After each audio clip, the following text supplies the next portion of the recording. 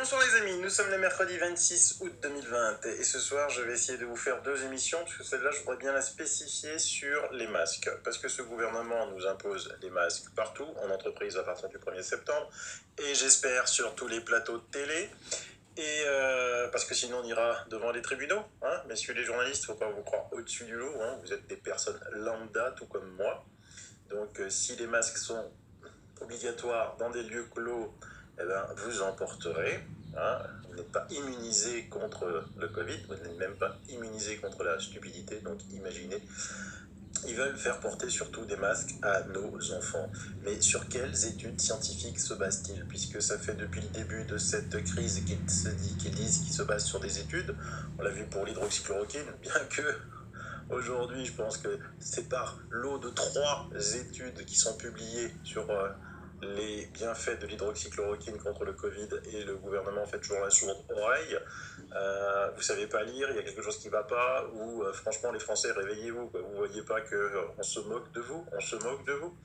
Comment on peut être, avec toutes ces études, une centaine qui viennent de paraître, encore imaginer que l'hydroxychloroquine n'a pas d'effet sur le Covid-19. Alors on se demande sur quelle étude vous vous êtes basé, hein, pour vous faire obligé de porter des masques. Est-ce que par hasard, le fait de porter des masques réduit l'infection? Parce que depuis que le port du masque s'intensifie un petit peu partout en France, y compris dans la rue, sur les plages, pour monter des dunes, aux pilas, on voit que quand même le nombre de cas explose.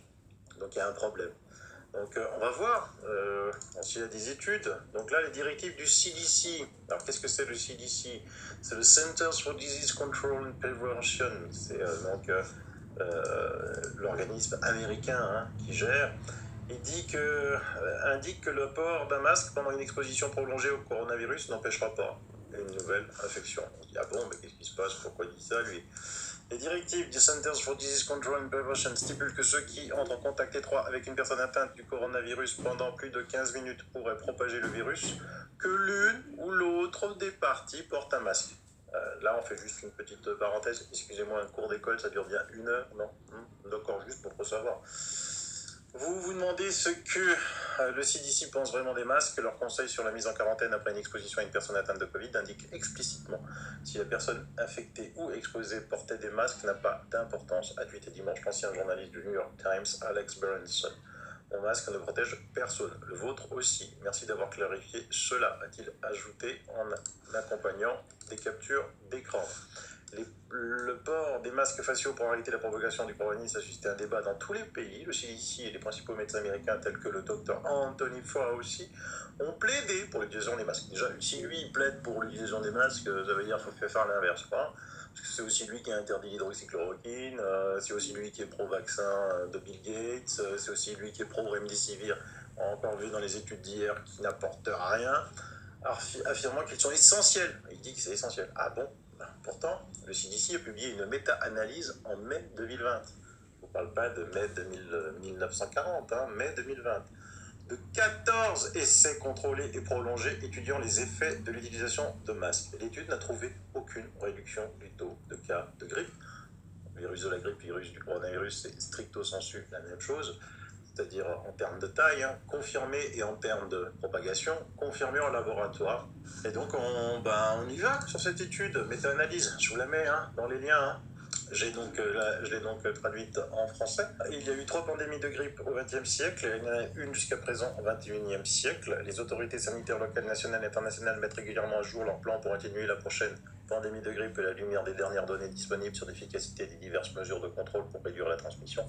Ici, nous passons en revue la base de preuves sur l'efficacité des mesures de protection individuelle, non pharmaceutiques et des mesures d'hygiène environnementale dans les milieux non sanitaires et discutons de leur inclusion potentielle dans les plans d'épidémie. Bien que les études mécanistes soutiennent l'effet potentiel de l'hygiène des mains ou des masques faciaux, les preuves de 14 essais contrôlés randomisés de ces mesures n'ont pas soutenu un effet substantiel sur la transmission de la grippe confirmée en laboratoire. Nous avons également trouvé des preuves limitées sur l'efficacité de l'amélioration de l'hygiène et du nettoyage environnemental. Nous avons identifié plusieurs lacunes majeures dans les connaissances nécessitant des recherches plus approfondies, le plus fondamentalement une meilleure caractérisation des modes de transmission de personne à personne. Et donc en fait, dans cette étude sur les masques faciaux, si on prend l'item des masques faciaux, Qu'est-ce qu'ils disent? Ils l'ont étudié en live. Une étude a évalué l'utilisation de masques parmi les pèlerins d'Australie pendant le pèlerinage du Hajj et n'a rapporté aucune différence majeure dans le risque d'infection par le virus de la grippe confirmé en laboratoire dans le groupe témoin ou masque. C'est bien une étude randomisée, comme ils en voulaient pour l'hydroxychloroquine. 2 études en milieu universitaire ont évalué l'efficacité des masques faciaux pour la protection primaire en surveillant l'incidence de la grippe confirmée en laboratoire chez les résidents des résidences étudiantes pendant 5 mois, la réduction globale du syndrome grippal ou des cas de grippe confirmés en laboratoire dans les groupes de masques faciaux n'était pas significative dans les 2 études, la conception des études dans les 7 études sur les ménages était légèrement différente. Une étude a fourni des masques faciaux, des respirateurs P2 uniquement pour les contacts familiaux. Une autre étude a évalué l'utilisation du masque facial comme contrôle à la source uniquement pour les personnes infectées. Et les autres études ont fourni des masques pour les personnes infectées ainsi que leurs proches. Aucune des études sur les ménages n'a rapporté une réduction significative des infections secondaires à virus grippal confirmées en laboratoire dans le groupe des masques faciaux. La plupart des études étaient insuffisantes en raison de la taille limitée de l'échantillon et certaines études ont également signalé une adhérence sous-optimale dans le groupe des masques faciaux. Alors, vous voyez, c'est encore pire. Et donc, chaque fois que vous avez des numéros, vous pouvez cliquer dessus et aller sur l'étude inhérente à celle-ci. Les masques médicaux jetables, également connus sous le nom de masques chirurgicaux, sont des dispositifs amples qui ont été conçus pour être portés par le personnel médical pour protéger la contamination accidentelle des plaies du patient et pour protéger le porteur contre quoi? Les éclaboussures ou les pulvérisations de fluides corporels. C'est pas fait pour protéger des virus. C'est écrit sur les boîtes. C'est écrit sur les boîtes. Comment vous le faire comprendre? Il existe des preuves limitées de leur efficacité dans la prévention de la transmission du virus de la grippe, que ce soit lorsqu'il est porté par la personne infectée pour le contrôle à la source ou lorsqu'il est porté par des personnes non infectées pour réduire l'exposition. Notre revue systématique n'a trouvé aucun effet significatif des masques faciaux sur la transmission de la grippe confirmée en laboratoire. Ce qui est intéressant, on va juste faire une parenthèse sur le nettoyage et la surface des objets. Mais même ça, vous voyez, même ça n'a pas une grande incidence. Ça a par contre une incidence sur les gastro-entérites, effectivement. Donc je vous laisserai lire l'article. Pour vous convaincre de ça, si vous connaissez quelqu'un qui possède une cigarette électronique, parce que ce qu'on respire dans une cigarette électronique et ce qu'on insuffle, c'est des volutes de fumée assez gigantesques, c'est exactement la même chose que l'air. Écoutez, vous avalez, vous mettez votre masque, et puis vous parlez, sans souffler l'air, vous parlez. Vous allez voir, toutes les volutes vont partir dans tous les sens, vers vos yeux, vers le bas, surtout vers les côtés. C'est facile à faire. Donc si ces volutes de feu partent dans tous les sens et elles s'étalent, vous allez voir le rayon que ça fait. C'est pareil pour le Covid, ça vous protège de rien. Et puis si vous voulez faire l'inverse, je sais pas moi, poncer du plâtre, je vous l'avais dit l'autre jour, donc quelqu'un l'a fait, poncer du plâtre. Voilà, regardez, vous poncez du plâtre avec un masque chirurgical. Regardez le plâtre, et le plâtre c'est bien plus gros, les particules de plâtre, c'est bien plus gros que le Covid. Le Covid c'est 0,1 micron, 0,1 micron. Et regardez, malgré son masque chirurgical, bon, il a le nez propre, ça c'est sûr, le masque dessus, il a le nez propre, mais partout, il en respire, il va respirer du plâtre, il va manger du plâtre, essayez, faites-le, ça vous protège de rien. Mais on va plus loin, parce qu'on se dit, peut-être que l'OMS a écrit quelque chose là-dessus. Et donc l'OMS a publié le 5 juin 2020 conseil sur le port du masque dans le cadre de la Covid-19. Donc toujours une marque orientation provisoire. Eh bien, écoutez, on va voir ce qu'ils disent, parce qu'on nous dit partout que les médecins des plateaux de télé payés par Big Pharma, qu'il n'y a aucun inconvénient à porter des masques. Ah bon? Écoutez, on va voir ce que votre Dieu vivant, l'OMS, dit. Dans le grand public, le port du masque par des personnes en bonne santé peut notamment présenter des désavantages suivants. Risque potentiel accru d'autocontamination dû au fait de manipuler un masque facial puis de se toucher les yeux avec des mains contaminées. Autocontamination possible si un masque non médical humide ou sale n'est pas remplacé, favorisant ainsi la prolifération de micro-organismes. Maux de tête et difficultés respiratoires possibles selon le type de masque utilisé. Lésions cutanées faciales, dermite irritative ou aggravation de l'acné en cas de port fréquent et prolongé du masque. Difficulté de communiquer clairement, sensation possible d'inconfort, fausse impression de sécurité pouvant conduire à un respect moins scrupuleux des mesures préventives qui ont fait leurs preuves comme la distanciation physique et l'hygiène des mains.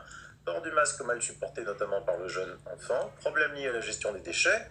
L'élimination sauvage des masques peut entraîner une augmentation du volume des déchets dans les lieux publics présentant un risque de contamination des préposés au nettoyage des rues et des risques pour l'environnement. Difficulté de communiquer en cas de surdité de dépendance de la lecture labiale.